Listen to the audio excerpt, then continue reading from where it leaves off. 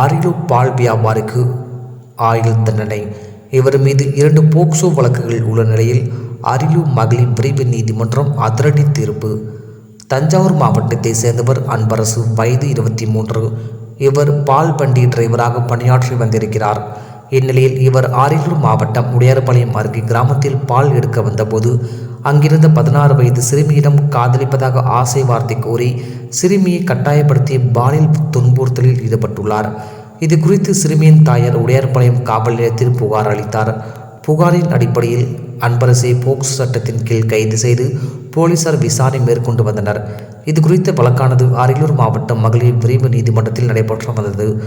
இன்று இது குறித்த வழக்கு விசாரணைக்கு வந்த நிலையில் வழக்கை விசாரித்த அரியலூர் மகளிர் விரைவு நீதிமன்ற நீதிபதி மணிமேகலை குற்றவாளி அன்பரசுக்கு ஆயுள் தண்டனையும் ரூபாய் 20,000 அபராதம் விதித்து தீர்ப்பளித்தார்.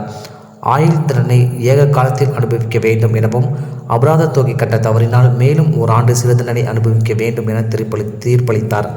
குற்றவாளி அன்பரசு ஏற்கனவே ஜெயங்கொண்டத்தில் சிறுமியை திருமணம் செய்த வழக்கில் விசாரணை நடைபெற்று வரும் நிலையில் மற்றொரு வழக்கில் ஆயுள் தண்டனை கிடைத்துள்ளது என்பது குறிப்பிடத்தக்கது. டிஎன் செய்திகளுக்காக அரியலூர் மாவட்ட செய்தியாளர் SP ராமச்சந்திரன்.